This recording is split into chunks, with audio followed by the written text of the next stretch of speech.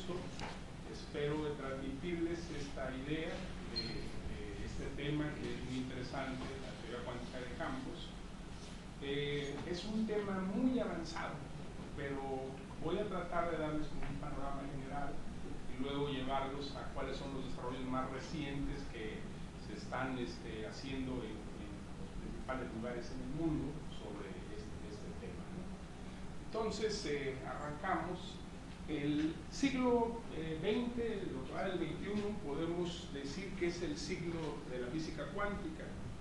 La física cuántica pues ha impactado tremendamente en nuestra cultura, nuestra sociedad, la economía. No es exagerado decir que el 50% del Producto Interno Bruto de un país como Estados Unidos se debe a la mecánica cuántica. Entonces, pues es una disciplina que tenemos que aprender. Por supuesto, para los que están en primer semestre, pues es un mundo, ¿no?, que viene para ustedes. En la enseñanza tradicional, ustedes tienen que aprender física clásica primero, así de allá en el horizonte, aquí pues, está la mecánica cuántica, ¿no? Quizás, a lo mejor, en las cosas que podríamos cambiar en la enseñanza es enseñarles física cuántica desde el primer semestre. De hecho, hay libros que se llaman física cuántica para bebés, ¿no? Entonces, si hay para bebés, tendría que haber para el primer año. Bueno, entonces, pues los sistemas que se estudian con física cuántica pues son muy variados, ¿no? Desde redes cristalinas, superconductores, moléculas, física nuclear, y todo eso basado en la mecánica cuántica.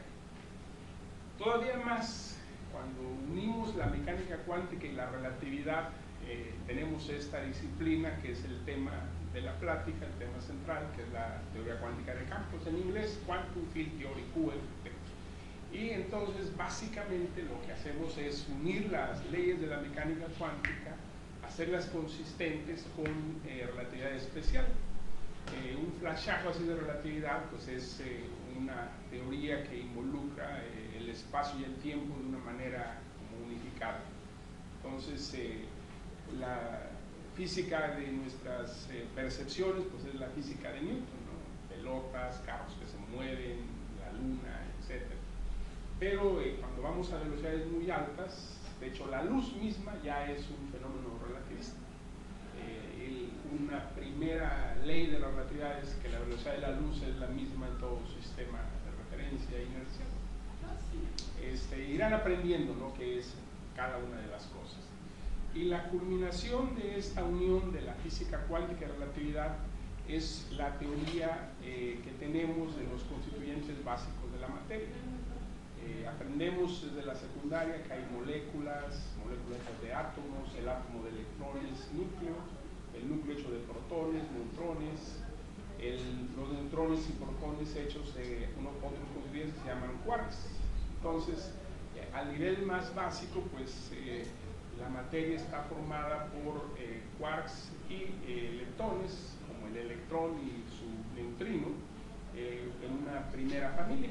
Entonces, el que tengamos esta teoría prodigiosa es culminación de la física, teoría cuántica de campos, ¿no?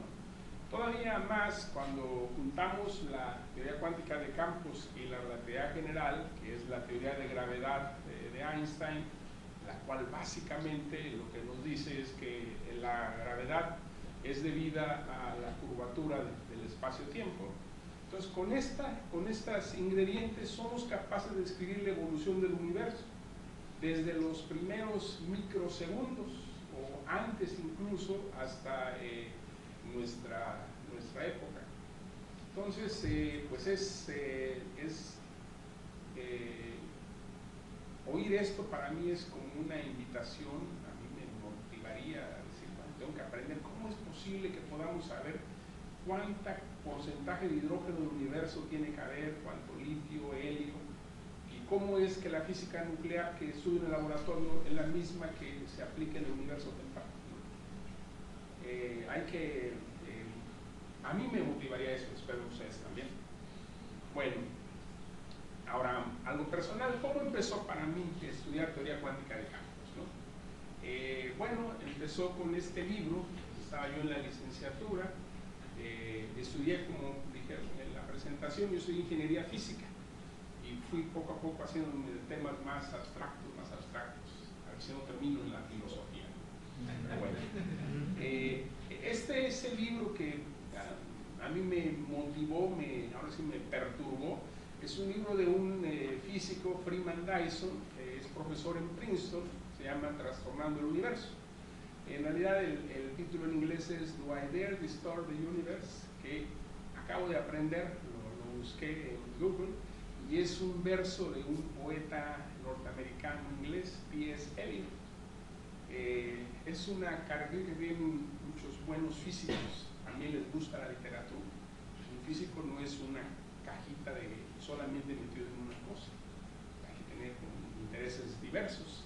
Bueno, entonces en este libro Freeman Dyson describe cómo el tiempo en que él estudió visitando Estados Unidos y cómo conoció a Richard Feynman, y lo describe con toda su locura, toda su pasión por la física, y cómo Feynman tuvo su versión de la física cuántica, y cómo él junto con Schwinger y Tomonaga lograron hacer sentido de esta teoría cuántica de campos. Y además describe Dyson que había una escuela de verano en la Universidad de Michigan en la cual llegaron todas las luminarias de la física a dar clases, a dar cursos. Por esta puerta pasó Heisenberg, Bohr, Einstein, todos los héroes que tenemos de la física pasaron por aquí. Entonces dije, yo me tengo que colar. Entonces pues, decidí estudiar aquí y por esta puerta me colé también. Y mi motivación desde siempre fue, yo quiero entender qué es la teoría cuántica de campos. La he utilizado, he trabajado con ella, pero siempre me siguen quedando dudas, ¿qué es? Esa es otra característica. A veces no entendemos del todo, pero avanzamos. Entonces, no se desesperen si no entienden todo al principio, ¿no? Este es un proceso gradual. Al menos así funcionó para mí. Bueno, entonces, lo que voy a presentarles es primero un poco de motivación y cuáles son las raíces de la teoría cuántica de campos. Luego vamos a platicar de algo que se llaman diagramas de Feynman y amplitudes. Y vamos a pasar luego a, eso es como se hacía desde los 40, 50, 60, luego cómo eso evolucionó y ahora se llama la teoría moderna de amplitudes, y dentro de ella hay unas cosas que yo lo bauticé como joyas perturbativas. Dentro de esta se aplica a las interacciones básicas. Acá no les dije que, bueno, tenemos los constituyentes básicos de la materia que están unidos o interactúan con las fuerzas fundamentales, que son el electromagnetismo, la fuerza débil, la fuerza fuerte nuclear y aparte la fuerza de gravedad clásica, ¿no? Entonces, uno de los grandes problemas abiertos que hay es cómo combinar la mecánica cuántica con la gravitación.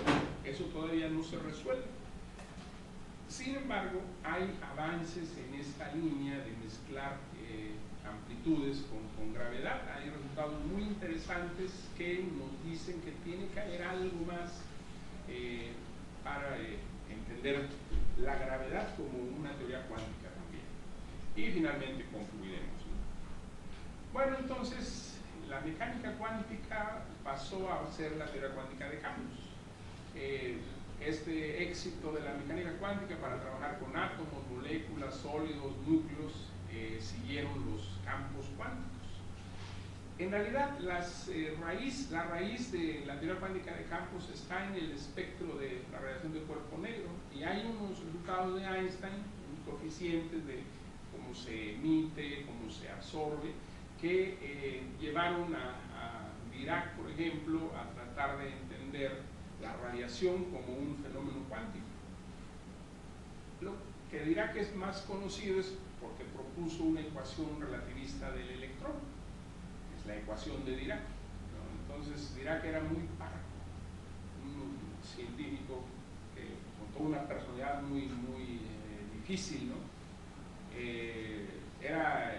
Cuentan en las conferencias, difícil interactuar con él, ¿no? Entonces una vez Feynman cuenta que se sentó a comer con él, casi no decía nada, ¿no? Hasta que finalmente Dirac le dijo a Feynman: yo tengo una ecuación, ¿tú qué tienes? Y eso fue todo. Entonces eso motivó, digamos, a Feynman, ¿no? Y bueno, entonces lo que Dirac propuso en esa ecuación, y luego razonó que si tenemos una ecuación de la materia y tenemos una ecuación para la interacción de la materia con la radiación, tendría que haber un término para la pura radiación. Entonces, aquí que estoy diciendo, H, ¿qué cosa es? Bueno, H es una función que se llama el Hamiltoniano. Van a aprender en su curso de física clásica Newton primero, pero hay diferentes maneras de formular un mismo problema, un sistema. Hay una que se llama formulación hamiltoniana. Entonces el hamiltoniano esencialmente es la energía del sistema.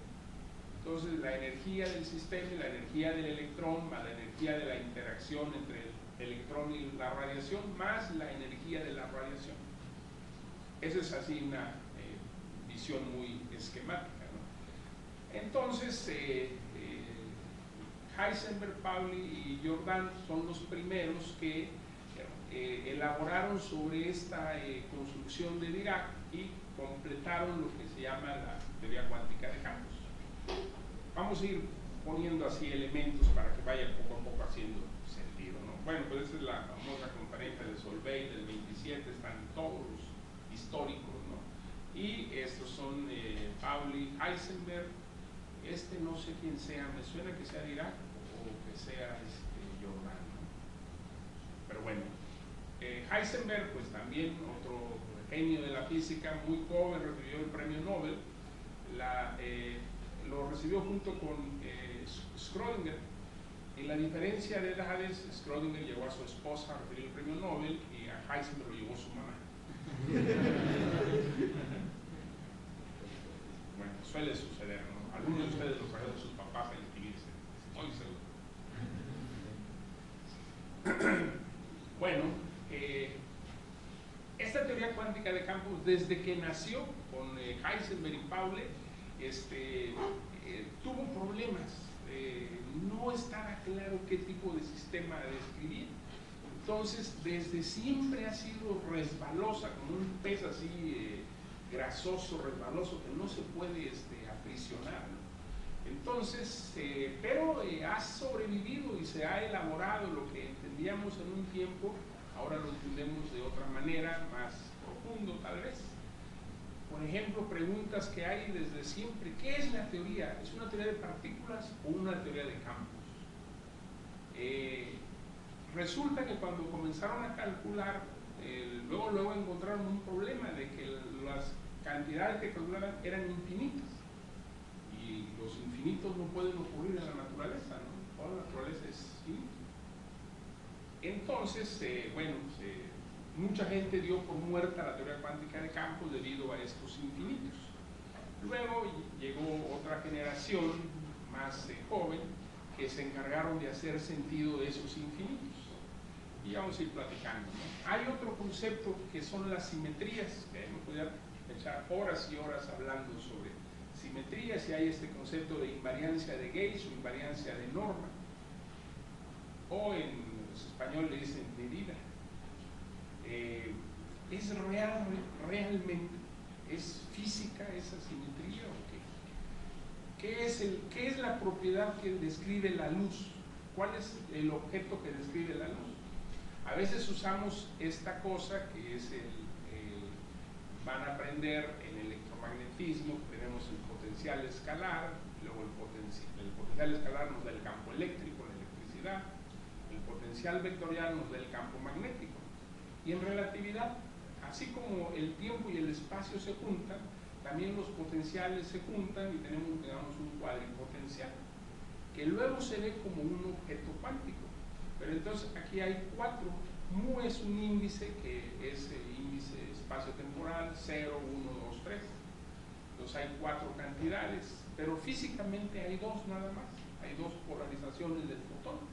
Entonces, ¿cómo le hacemos para tratar realmente con los grados de libertad físicos? Es un problema que se resolvió en los 60, pero todavía sigue habiendo trabajo alrededor de eso. Otra pregunta que a mí me interesa mucho es ¿por qué tenemos tan poca representación? Los objetos, ¿por qué nada más? Vamos a ver que hay una propiedad que se llama spin. Entonces el spin es como un giro que tienen las partículas. Hay escalares que no tienen giro, hay fermiones que tienen giro en una unidad de 1/2, vectores que tienen giro 1. Y se cree que lo más que puede haber es 2, pero es demasiado poquito, ¿no? Entonces, no sé, parece que pues, si me voy a meter en terreno resbaloso, si hubiera un creador que sabía física, por supuesto, y decidió cortar esa serie de spines en 2 nada más. Ahora, ¿cómo son las leyes de la naturaleza para que nada más tenga que haber spin menor o igual que 2? Son, les digo, temas que se están investigando. Otra pregunta muy importante, el vacío filosófico es la nada, ¿no? Si cierran los ojos y se imaginan nada. Pero resulta que eso es una concepción pues, ideal. En la naturaleza el vacío está lleno de algo.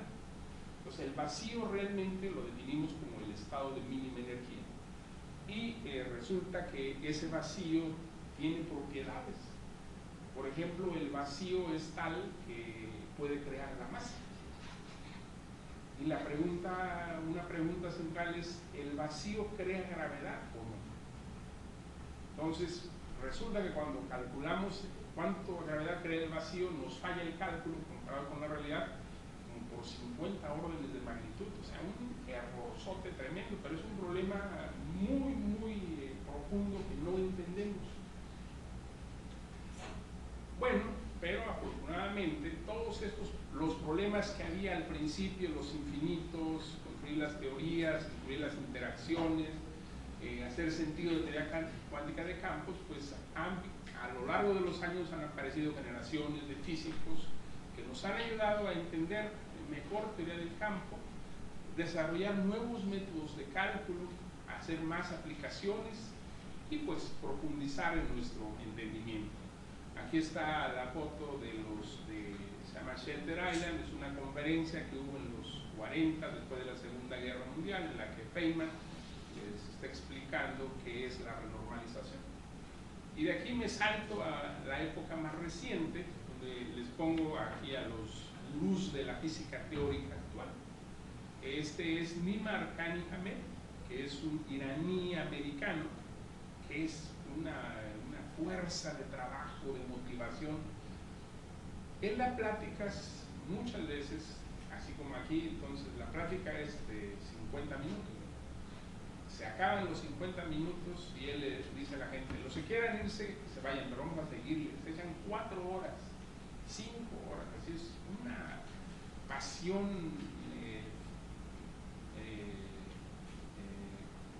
incluso fanática de la física. Pero bueno, así nos debe gustar la física para poder trascender. Ahora, el punto es disfrutar hacer física. ¿Se imaginan que nos obliguen, que nos encierren? Ahora tienes que hacer 20 problemas, no, así no se disfruta. Es por preguntarnos que nos va a dar gusto estar en esta disciplina. Bueno, entonces él es Nimar Kani Hamed. Este es Edward Witten, es uno de los creadores de la teoría de cuerdas. Es un genio, digamos. Es el único físico que ha ganado el Nobel de Matemáticas, la medalla Fields, que se da a gente que ha obtenido cosas así muy importantes de matemáticas que sean menores de 40 años, creo. Luego está la contribución de Latinoamérica, Juan Maldacena. Juan Maldacena es argentino y los 3, 4 son profesores de Princeton. Este me suena que es Matty Seiber, que es otro físico también así de muy, muy, muy alto nivel. Entonces, pues, lo que están haciendo esta gente, pues están llevando la física teórica a la verdadera frontera a la que debemos aspirar a llegar. Bueno, ¿cómo se construye ya la teoría cuántica de campos? Así como en los libros tradicionales, ¿no? Y aquí está mi colección de libros de teoría cuántica de campos, ¿no? Bueno, todos los libros, menos este que está aquí, que es el Weinberg, el volumen 1, son 3 volúmenes de teoría cuántica de campo, es la enciclopedia de teoría cuántica de campo. Salvo este, todos los demás dicen lo que sí. Para construir una teoría cuántica de campos, lo primero es tener una teoría clásica de campos. Funciones del espacio y el tiempo que cumplen una cierta ecuación que corresponden a ciertas representaciones de la relatividad. La relatividad se traduce luego en un grupo de Lie, y ese grupo se llama el grupo de Lorentz. La teoría de grupos es la matemática de la simetría. Si yo roto cosas, una esfera, ¿cuál es la operación que lo hace? Rotar vectores. Puedo hacer rotaciones en espacios de muchas más dimensiones. Entonces, ¿cuáles son las transformaciones del espacio-tiempo que me dejan las leyes de la física de la misma forma? Son las transformaciones que forman este grupo de Lorentz. Eso es curioso. Cuando empezamos a aprender física nos dicen, el principio de la relatividad es muy importante. Entonces dicen, las leyes de la física son las mismas en todos los sistemas, pero no son las mismas, tienen la misma forma, digamos, ¿no? Las ecuaciones pueden cambiar con reglas definidas. Y el primer problema, al menos cuando yo estudié esto, decía, bueno, ¿cuáles son las leyes de la física? Si apenas sé termodinámica y un poco de física de mismo, me faltan un mar de cosas por aprender, ¿no? Entonces no hace tanto sentido, pero poco a poco va haciendo sentido, ¿no? Bueno, ya que tenemos una teoría clásica de campos, una función escalar phi de xt, lo que sigue es cuantizarla, hacerla un objeto cuántico, que siga las leyes cuánticas. Entonces hay dos maneras, la tradicional, rigurosa, se llama canónica. Las cantidades clásicas se vuelven operadores. Hará sentido poco a poco esto a lo largo de los años para algunos, meses, semanas para otros, ¿no? Entonces, esa es la receta, que estos campos que son clásicos se vuelven operadores y obedecen reglas de conmutación. Es una pregunta que le hago luego a la familia o así, ganas de molestarlos. Les digo, a ver, díganme, ¿cuáles son los números diferentes de 0 cuyo cuadrado es 0?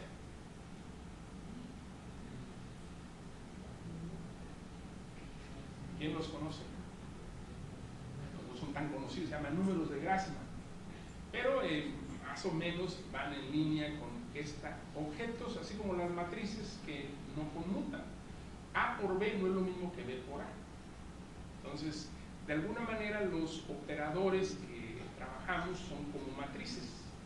En física cuántica ordinaria son matrices de dimensión finita.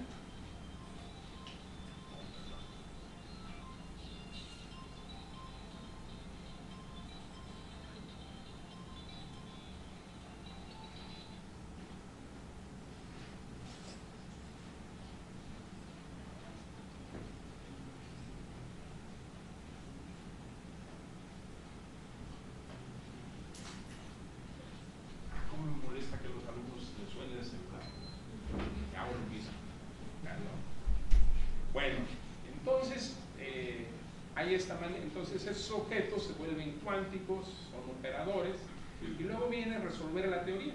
Entonces hay una solución que se llama perturbativa, en la que aparecen diagramas de Feynman. No es la única solución, hay también soluciones no perturbativas, teoría de redes, instantones, solitones, etcétera, etcétera. ¿Qué? ¿Y para qué me meto? Bueno, este diagrama, también no recuerdo de qué libro lo saqué, es como la receta de cómo funciona esto de la cuantización. Lo que aprendemos es mecánica clásica, donde conocemos, por ejemplo, la coordenada y el momento. Entonces, las reglas de cuantización me dicen que de la mecánica clásica yo voy a la mecánica cuántica cuando cambio estas cantidades, números, por objetos que son operadores, son como matrices. Ahora, de la teoría clásica, por ejemplo, tengo un n partículas en resortes. Yo puedo hacer un número muy grande de resortes continuos, entonces tengo lo que se llama una teoría clásica de campo. Y la puedo hacer relativista, que sea consistente con la realidad, entonces tengo una teoría clásica de campo relativista. Un ejemplo es la electrodinámica. Sin saberlo, la gente que fundó la electrodinámica, las leyes de Coulomb, Ampère, Faraday, ya es consistente con la relatividad. No lo sabíamos cuando se hizo. Cuando Maxwell juntó todas las ecuaciones, tampoco se sabía. Tuvo que venir gente como Lorentz, como Einstein, que nos dijeron que esa teoría clásica de la electrodinámica es una teoría consistente con la relatividad. Entonces, podemos en mecánica cuántica también hacer muy grande el número de partículas o de componentes. Entonces, podemos tener una teoría de campos cuánticos no relativistas. Y podemos irnos a hacer la conjunción con relatividad y tener la teoría cuántica de campos relativistas. La mayoría de los físicos tienen este esquema en mente. Aprendemos física clásica, nos vamos a la física cuántica la hacemos relativista y tenemos la teoría cuántica de campos. Pero a mí siempre me ha quedado dudas de que esto sea realmente natural.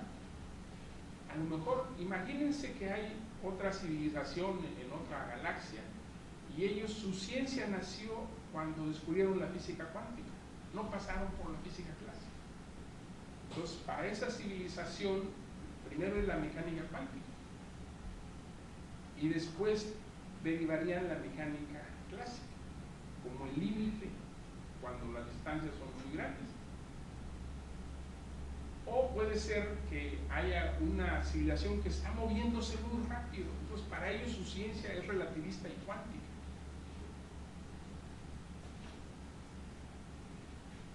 A lo que voy con esto que les estoy diciendo, antes de que, a lo mejor antes de que empiecen a entender, los quiero confundir, ¿verdad? Es más, a veces es cómodo en creer que entendemos, pero a veces no avanzamos, a veces es mejor estar confundidos, se avanza más. Y bueno, a lo que voy es, a lo mejor hay nuevas maneras de formular la teoría cuántica de campos que no sigan este camino tradicional. Y esto podría ser pues una especulación de Lorenzo Díaz ahí, porque está de ocioso, pero lo que me da gusto es que no nada más es mía y que se ha hecho tema de investigación de los últimos años. Y es el tema al que quiero llegar al final. Bueno, hablamos mucho de soluciones perturbativas en la física cuántica y en teoría cuántica de campos, pero ¿de qué estamos hablando realmente? Bueno, déjenme esquemáticamente tratar de explicarles qué hay con esto. Resulta que en muchas situaciones en la física, si no en la mayoría o en todas, no podemos resolver el problema completo. El problema exacto que tome en cuenta, yo quiero una gotita que cae en la cascada de Agua Azul, es una cascada. Bueno, en la cascada de Agua Azul cae una gota y quiero ver a dónde va. Entonces tengo que tomar en cuenta todo el río que viene, la temperatura, la velocidad del aire. Es imposible. Tengo que simplificar el problema. Y de hecho, para mí, recuerda mi filosofía de cómo yo veo la física, un gran físico es alguien que sabe hacer aproximaciones. Y hay aproximaciones inesperadas que la gente no ve. Entonces, ese es el arte de hacer investigación, progreso en la física. Encontrar la aproximación correcta. Entonces, cuando tenemos suerte, muchas veces el hamiltoniano, esta función que me describe el sistema, la puedo partir en dos términos. Un término dominante que puedo resolver de manera exacta y un término adicional que es como una perturbación. Esta es incluso mi filosofía de vida para mí. Así funciono yo en la vida. Los problemas son el término dominante y las perturbaciones. Ejemplo de este término H0 que podemos ver exactamente es el átomo de hidrógeno. La ecuación que describe el átomo de hidrógeno, al menos en la formulación de funciones de onda, ecuación de Schrödinger, la podemos resolver y tener lo que llaman las funciones de onda de manera exacta. Luego resulta que en la perturbación podemos incluir interacciones y cuando tienen un parámetro pequeño, tenemos suerte que esta interacción está descrita por un parámetro pequeño, entonces puedo hacer una serie de potencias, puedo resolver en serie. Entonces, por ejemplo, si yo meto el mismo átomo de hidrógeno, que ya lo resolví exactamente, lo meto ahora en un campo magnético o en un campo eléctrico, entonces tengo el efecto sigma. Por ejemplo, si está el campo magnético, está el átomo, hay lo que se llama el corrimiento de las líneas espectrales. Pues resulta que hay una línea que sigue siendo la misma, donde puede estar el electrón, aquí. Si no hubiera campo, nada más puede estar acá. Pero si hay el campo, resulta que aparecen más posibilidades. Y estas líneas adicionales me dan lugar a transiciones, emiten luz los átomos, al un electrón pasar de aquí a aquí emite luz, y eso se observa con los espectros atómicos, como nació la física cuántica. Y esto pues está bien medido. Entonces esta es una técnica muy poderosa para resolver problemas, teoría de perturbaciones. Entonces ahora lo que tenemos que hacer es hacer teoría de perturbaciones en la teoría cuántica de campos. Pero eso es mucho más complicado, porque es un sistema con infinito grado de libertad. Entonces, ¿cómo le hacemos? Otra vez, el lenguaje perturbativo de hecho nos ayuda hasta para identificar de qué estamos hablando. Resolvemos L0 primero. Bueno, aquí hago un pequeño cambio que también en su momento llegarán, el paso del hamiltoniano al lagrangiano.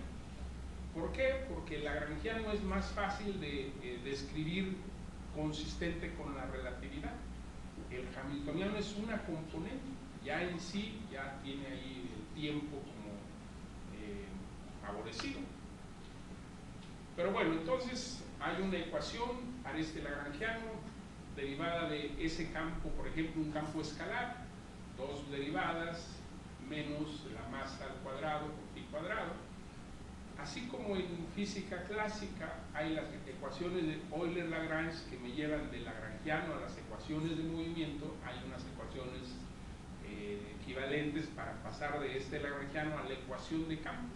La ecuación de campo es esta, que tiene el nombre de Klein-Gordon, es la ecuación de Klein-Gordon. Entonces es muy fácil de resolver, la solución está aquí.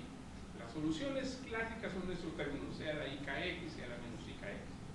Pues lo único que hago es superponer muchos modos y luego le pongo coeficientes aquí, a daga y a. Estos coeficientes, la cuantización canónica, propongo que obedezcan reglas de conmutación. Bueno, resulta que estos campos escalares son bosones, tienen spin entero, y por lo tanto se cuantizan de esta manera, con conmutadores. Si fueran fermiones, como el electrón, se cuantizan con anticonmutadores. Bueno, entonces estos objetos A y A daga se llaman operadores de creación-aniquilación y son tales que, por ejemplo, A daga de P actuando sobre el vacío, este es lo que se llama el vacío, este es un ket. Van a aprender en la formulación de Dirac de la mecánica cuántica que esto describe los estados. Es simplemente partir el bracket, este símbolo inglés, que luego está en la computadora, no en el campo, a la izquierda. Entonces ese bracket lo parto en dos y tengo un bra y un ket. No es muy así, poética la creación de Dirac, pero bueno, ha sido muy útil esta formulación. Bueno, entonces con la acción del operador A daga sobre el vacío creo el estado de una partícula, el estado P. Y puedo crear estados de dos partículas, tres partículas, etcétera, etcétera. Entonces, ahora incluyo las interacciones usando teoría de perturbaciones. Un ejemplo, un modelo de juguete, se le llama eso modelos que usamos para aprender a desarrollar la técnica, aunque no tenga que ver con un sistema real. Es una interacción que se llama así, lambda pi a la cuarta, entre 4 factorial por cierta convención. Luego definimos una cosa que se llama matriz S, que es como un estado inicial me va a un estado final. Estados con interacción. Y luego eso lo trato de explicar en términos de estados sin interacción. Esa es una de las fórmulas más complicadas que hay en la física. La fórmula LSZ de Lyman, Zimmermann. Algún tiempo yo la hice en grande y la pegué así en el baño, creo. Cada vez que iba a ir a reflexionar. Luego llegó Feynman y encontró una manera de describir este matriz S con ciertos diagramas. Y de la regla de Feynman vamos a los observables físicos.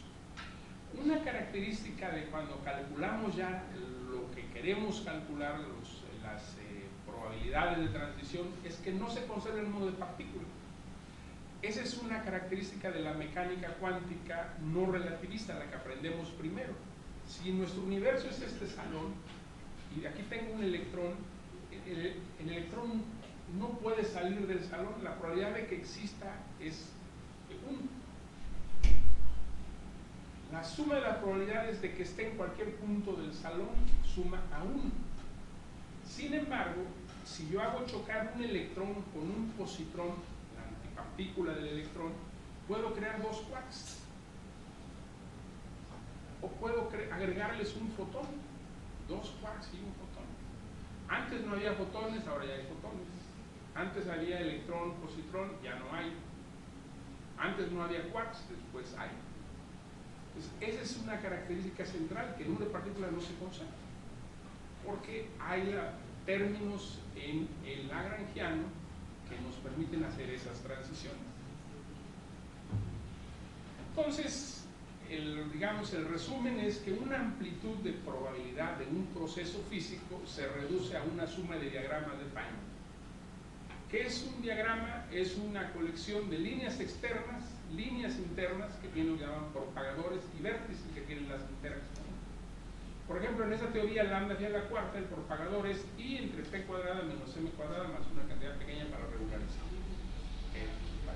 El vértice menos I lambda nada más. Y la línea externa es un 1. Cada línea externa es un 1. Entonces ya puedo comenzar a calcular con esa teoría. Por ejemplo, si yo tengo 2 partículas de momento P1, P2 y van a momentos P3, P4, el diagrama es este.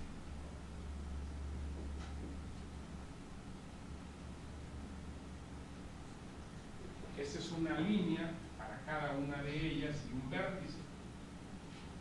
O puede ser que yo me vaya a orden más alto y aquí está la otra línea. Este es a un lazo.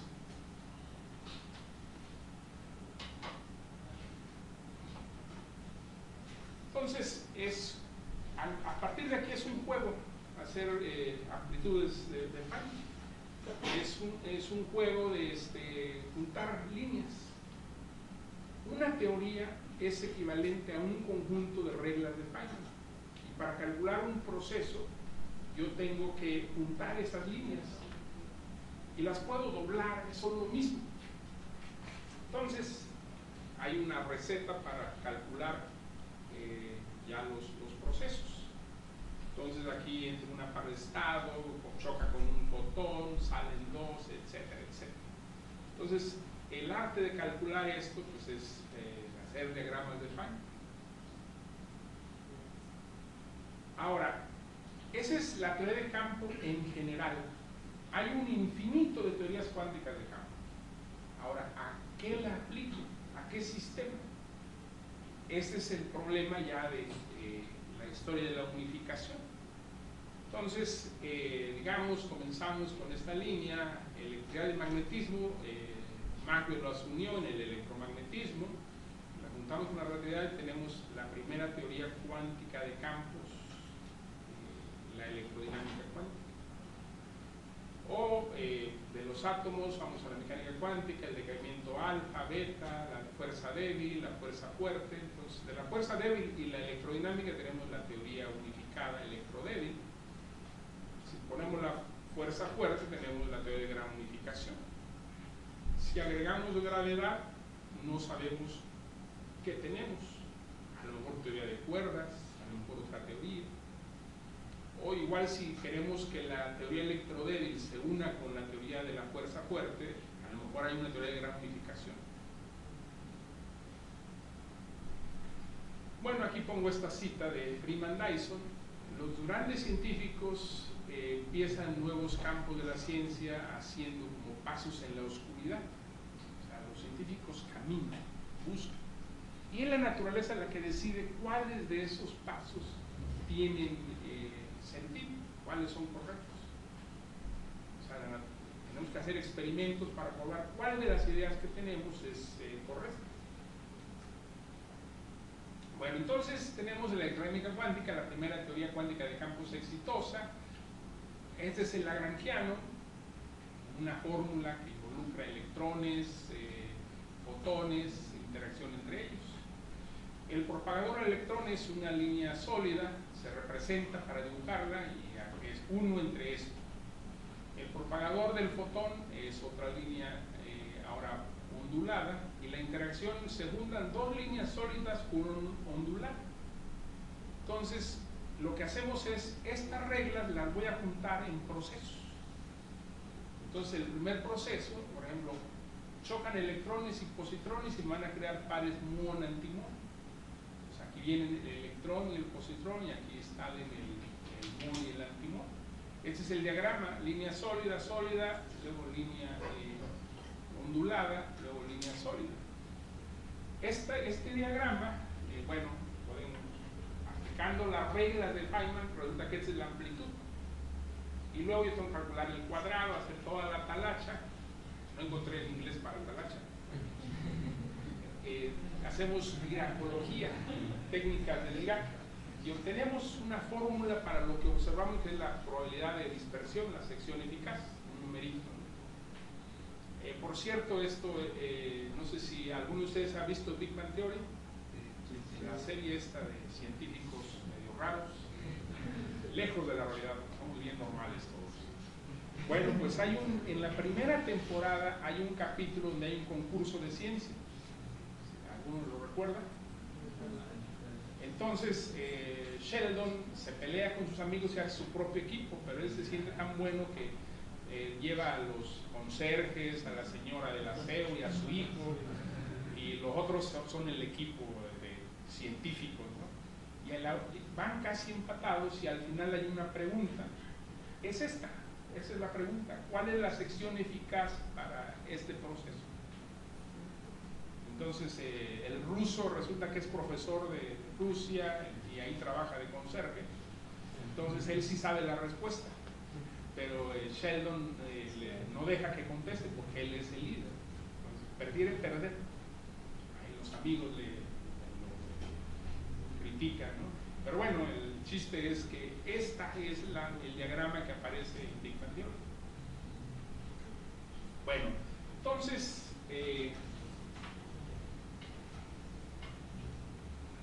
el diagrama, entonces, les digo, es este.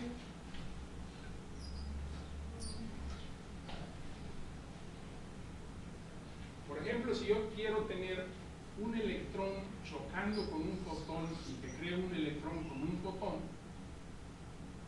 ese se llama efecto Compton. Entonces, pues yo digo, viene un fotón, choca con un electrón, como la regla es que debe haber dos líneas sólidas y una ondulada, tiene que venir aquí, y luego emite el fotón y otra vez. Ese es el diagrama de Feynman para el efecto Compton. Ahora ustedes, así en un minuto, dibujen cuál es el diagrama de Feynman para chocar electrón, positrón y crear dos fotones. Así jueguen. ¿Cómo sería? ¿Me pueden ayudar en pares?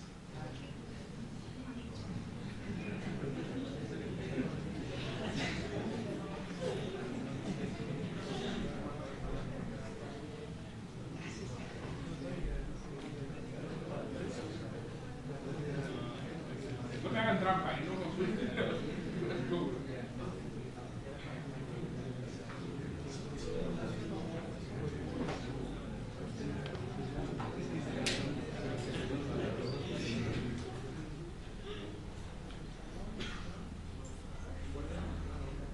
Así jueguen, nada más es jugar. ¿Cómo será?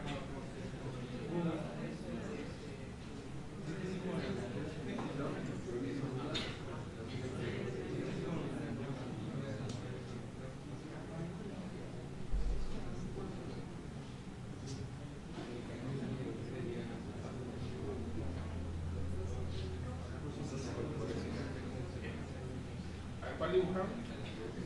A ver. ver, pásale a dibujar. A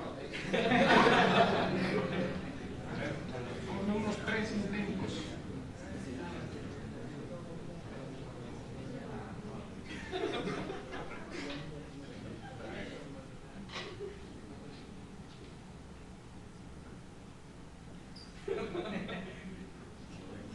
¿Qué es esa bola? Digamos que no está incorrecto. A ver, otro más.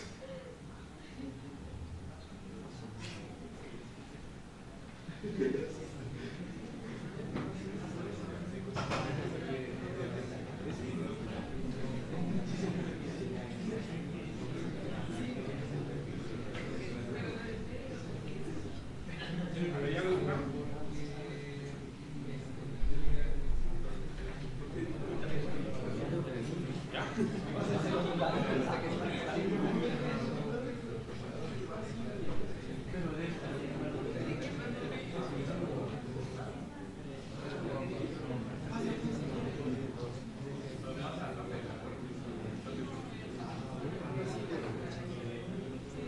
A ver, otros 2 grupos al menos.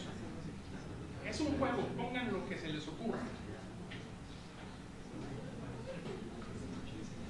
No hay castigos, no hay... A ver, venga de ahí. Solo que en lugar de tener así.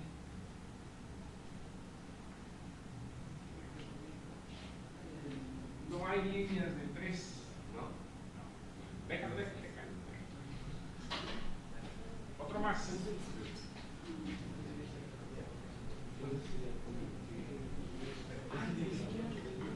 ¿Era eso mismo? A ver. No, Ah, es igual. el color rojo. Falta otro. Un último para seguirle.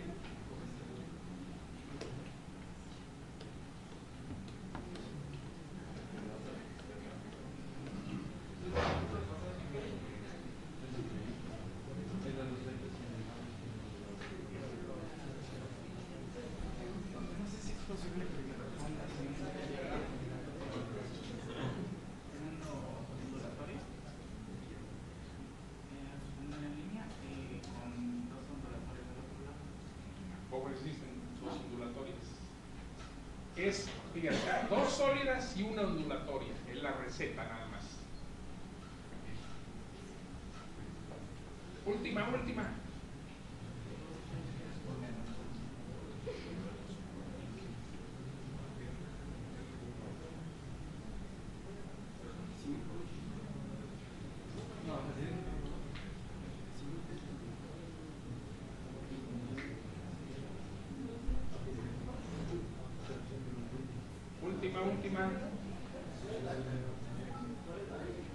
¿Cómo?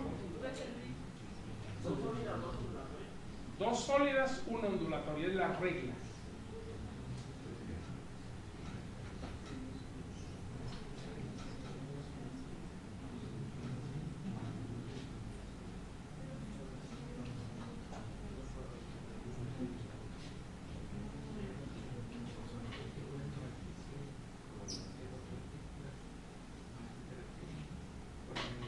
Falta un fotón.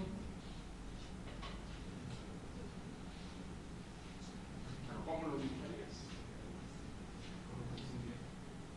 Bueno. A ver, la respuesta es la siguiente.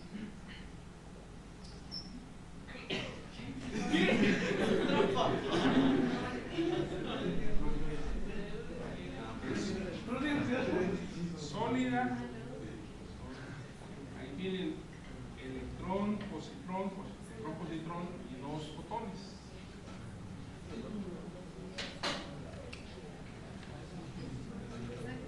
Y como este podemos calcular muchos procesos más.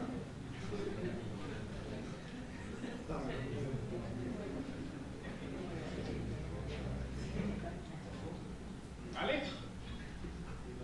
¿Cómo es fácil hacer investigación en física de partículas? A los de primero pueden hacerlo. Bueno, entonces el problema de infinitos es el problema con remuneración. Hay diagramas que se llaman Tadpole, en el que es un diagrama de este tipo Luego hay nombres curiosos para los diagramas, por ejemplo este se llama así el átomo. En esa teoría escalar, aquí la línea sólida se refiere a otra partícula, son 4 partículas que se juntan en un punto, pero una de ellas se emite y se absorbe. Entonces, la regla para este diagrama es esta: la integral sobre todo el momento interno de un propagador, 1 entre q cuadrada menos m cuadrada. Aquí hay 4 potencias de momento y aquí hay 2, entonces esto diverge, porque el momento es desde 0 a infinito. Entonces, estos infinitos se trató de hacer sentido con este programa de normalización. A veces esos diagramas infinitos dejan partes finitas que son medibles. Por ejemplo, hay lo que se llama el momento magnético anómalo del electrón, el cual se ha medido con mucha precisión y viene de un diagrama de este tipo. Viene un electrón, emite un fotón, sigue avanzando, emite otro fotón, se dispersa, absorbe el primero que es como un malabarista. Avienta una cosa, avienta otra, camina, la recoge y sigue caminando. Entonces, en el caso del muón, otra partícula, se ha medido experimentalmente y se compara con la teoría. Vean, este es 1, 159, 652, 1, 159, 652, 1, 5, 7, 8, 8. Es impresionante el acuerdo entre teoría y experimento. Por eso creemos en la teoría cuántica de campos, porque se ha probado experimentalmente con muy alta precisión. Bueno, luego llegamos al modelo estándar, esta teoría que les he mencionado en varias partes. Lo que no les he platicado es que hay una partícula adicional que es el campo de Higgs, que es el responsable de la generación de la masa. Entonces, digamos, la culminación de la teoría cuántica de campos, hasta donde vamos, puede considerarse justamente con el descubrimiento de la partícula de Higgs en 2002. Es para mí uno de los momentos más felices de mi carrera, ¿no? Que lo que yo estudié tantos años se realizó. Y fue como un festival, nos entrevistaron, periódicos, radio, televisión, les dio una estrella, ¿no? Un momento muy, muy interesante. Y ahora pues sigue midiéndose más propiedades de este bosón de Higgs. Pero para medirlas mejor necesitamos más precisión. Entonces, ¿qué hacemos en el modelo estándar? Otra vez, como les dije, una teoría es equivalente a un conjunto de reglas de Feynman. Entonces, por ejemplo, aquí tenemos el Z, que es como un fotón pero pesado, el gluón, el responsable de la interacción fuerte. La diferencia cuando hay las teorías de interacciones fuertes que son tipo no abeliano es que el gluón interactúa consigo mismo. Otra vez es como en esta película del varón de Munchausen, el varón se cae al mar, entonces para salir del mar se jala de los cabellos del sol.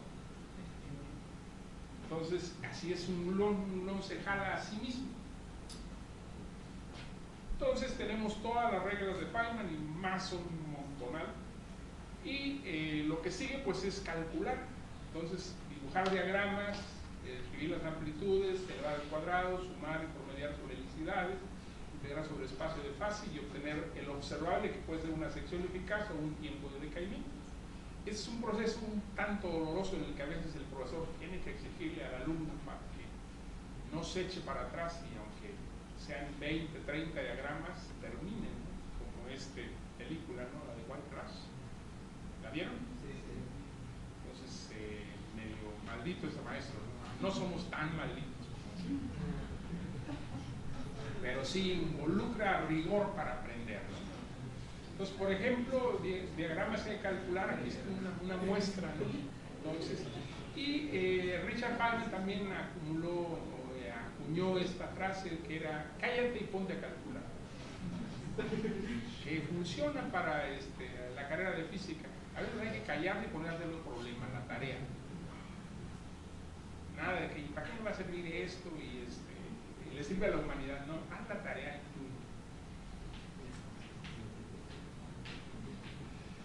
Bueno, sin embargo, estos métodos tradicionales tienen limitaciones. Sirven muy bien para calcular 2 a 2 o 2 a 3 partículas, pero en algunas teorías, a medida que yo aumento el número de partículas, como en esta teoría de cromodinámica cuántica, si hay glón a glón hay 4 diagramas, glón a 3 glones 25 diagramas, glón a 4 glones 220 diagramas. Se necesita el lenguaje matemático automático para poder hacer estos cálculos. O lo que dice Frank Wilczek, el premio Nobel también de física, dice: yo trato de evitar el trabajo pesado. Cuando las cosas se ven complicadas, es signo muchas veces de que hay una mejor manera de calcular. Mucho del progreso así en estos métodos es de ser flojos. En realidad a mí me gusta trabajar poco. Entonces, hay que buscar de qué manera puedo trabajar lo menos posible. Entonces, resulta que en teoría cuántica de campos, en los últimos 20 años ha habido desarrollos impresionantes que nos han justamente salvado muchísimo cálculo. Estos son métodos que se llaman métodos de helicidad, que ahorita no me voy a meter a todas las matemáticas que involucra, digamos, lo que quieran platicar, pues aquí voy a estar todo el año para alguien quiera aprender esos métodos de helicidad, pero por ejemplo este efecto Compton que les dibujé, que son 2 diagramas, es la tarea que hace sufrir al final del curso de electrónica cuántica a los alumnos. Se les deja así para que sufran páginas y páginas, fácil 10 páginas de cálculos así corridito, ¿no?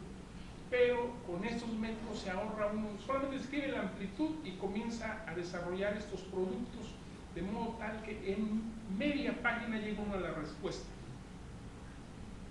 Entonces, ya el hecho de que existan estos métodos nos dan curiosidad, ¿no? De cómo es que se puede simplificar tanto. Y eso le han pensado la gente. A ver, ¿es porque tiene que ser complicado y resulta que tenemos suerte, o hay estructuras detrás de la teoría, estructuras matemáticas que nos permiten obtener la respuesta de una manera más sencilla? Entonces, aquí otro chiste. La muchacha le dice al físico: me gustan los hombres así arriesgados, ¿no? Y él le dice, para impresionarla: no, yo una vez calculé el efecto Compton sin despreciar ninguna más. Obviamente cae rendida ella en un mundo imaginario.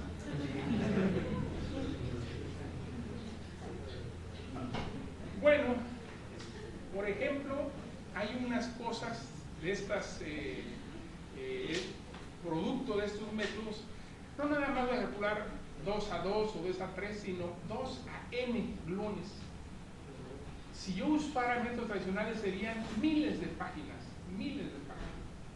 Pero resulta que Park y Taylor encontraron una fórmula súper sencilla para este resultado.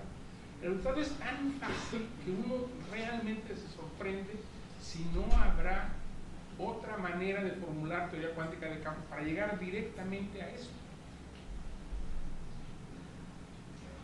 Estos son productos que se llaman espinoriales de objetos IJ, 1, 2, 3, se refiere al momento de las diferentes partículas. Entonces, estas fórmulas son demasiado sencillas y a lo largo de esta línea pues ha habido muchos cálculos que están haciendo que son muy importantes para el LHC. Por ejemplo, si yo quiero 2 quarks dentro de un protón chocan y crean 2 zetas, 2 bosones zetas, que es una señal que es importante porque así es como se detectó el Higgs. Este es el ruido para el Higgs. Entonces resulta que a 2 loops, aquí intercambia gluones, y también pueden emitir un loop y emitir un gluón de muy bajo momento, o emitir 2 gluones. Entonces, hacer estos cálculos es imposible con los métodos tradicionales y ya es factible con estas técnicas nuevas que se han desarrollado. Hay otra cosa que se llaman cortes unitarios. Hay una pregunta que se han hecho y se han contestado: ¿cuál es la teoría de campo más sencilla que puede existir? Entonces, resulta que la teoría es aparentemente complicada. Es una teoría que se llama n igual a 4 super Yang-Mills. entre más simetría tiene una teoría, resulta que sus respuestas son mucho más sencillas. Entonces, otra vez nos tomaría una plática nada más hablar de supersimetría y de esta teoría y de por qué tiene propiedades tan bonitas, ¿no? Hay otras fórmulas, Brito, Cachazo, Fein, Witten, que encontraron cómo pegar estas amplitudes. Hay unas matemáticas que inventó Roger Penrose en los 50, 60, que a nadie le interesaron. Bueno, en el Simetap hay un profesor polaco muy famoso, relativista, Jerzy Plebanski, que es como el padre de la relatividad general en México, que él sí trabajaba en eso. Y muchas veces, ahora ya yo viejo me doy cuenta de que no aprovechamos a Plebanski todo lo que le pudimos haber sacado. Por ejemplo, eso de tu historia es complexificar relatividad, etc. Otro desarrollo muy interesante que se ha hecho recientemente es, ¿y si esa probabilidad de un proceso podría existir figuras geométricas cuyo volumen sea esa probabilidad? Entonces se han inventado matemáticas por esta persona, Arkani Hamed, que se llama el amplitude, que es un volumen en un espacio complejo muy elaborado. Pero todavía más ha habido relaciones entre esas teorías de partículas con la gravitación cuántica. Entonces resulta que hay una relación que se llaman KLT, en las cuales la relatividad general se obtiene como el producto de dos teorías de Yang-Mills. De este lado son cosas de un tipo y de este lado de otro tipo, y aparentemente no debería haber esta relación. Otra cosa se llama la doble copia, pero uno se puede preguntar, ¿realmente es inesperado que estén relacionadas? Pues aquí les pongo una mala